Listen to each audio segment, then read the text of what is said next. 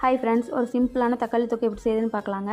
இந்த தக்காளி தொக்கு செஞ்சிங்கன்னா திரும்ப இந்த தக்காளி தொக்கு தான் கேட்பாங்க. அவ்வளோ டேஸ்ட்டாக இருக்கும், சிம்பிளாகவும் இருக்கும். இப்போ நான் ஒரு 1/2 கிலோ தக்காளி பழம் எடுத்திருக்கேன். அது வந்து நீட்டாக கழுவி ரெண்டாக கட் பண்ணி வச்சுக்கலாங்க.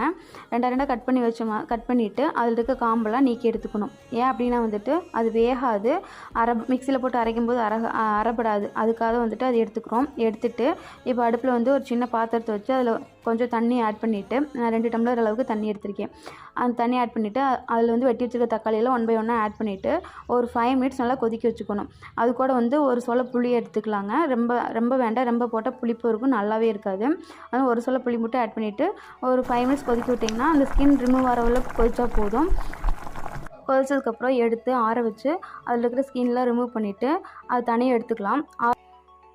ஆறினதுக்கப்புறம் மிக்ஸி ஜாரில் ஒரு பெரிய ஜார் எடுத்து அதில் 1 பை 1 ஆட் பண்ணிவிட்டு நல்லா வந்து ஒரு பேஸ்ட் மாதிரி அரைச்சி எடுத்துக்கணும்.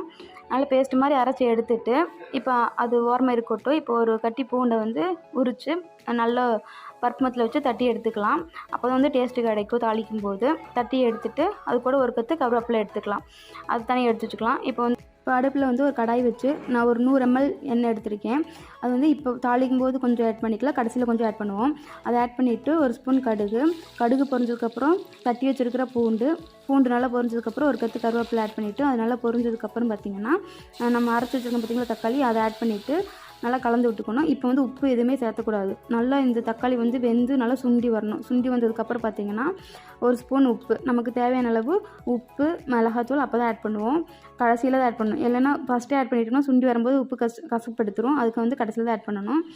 உப்பு ஆட் பண்ணிவிட்டு அது கூட உங்களுக்கு எவ்வளோ தேவையான காரமோ அந்த அளவுக்கு காரத்தை ஆட் பண்ணிக்கலாம். நான் வெறும் அரை மிளகாத்தூள் மட்டும்தான் ஆட் பண்ணியிருக்கேன். நீங்கள் குழம்பு மிளகாத்தூள் கூட ஆட் பண்ணிக்கலாம். இப்போ மிளகாத்தூள் ஆட் பண்ணிவிட்டு அது கூட இன்னும் கொஞ்சம் எண்ணெய் எடுத்துகிட்டு பார்த்திங்கன்னா 100 ml அதில் மீதி இருக்கிற எண்ணெய் லாஸ்ட்டில் ஆட் பண்ணிக்கணும். எதுக்கு லாஸ்ட்டில் ஆட் பண்ணுறோம்னா அப்போனா வந்து எண்ணெய் வந்து இன்னும் பிரிஞ்சு வந்து ஒரு சூப்பரான பதத்துக்கு வந்து நமக்கு தக்காளி தொக்கு கிடைக்கும். அப்புறம் வந்து டக்குன்னு எண்ணெய் பிரிஞ்சு வரும்.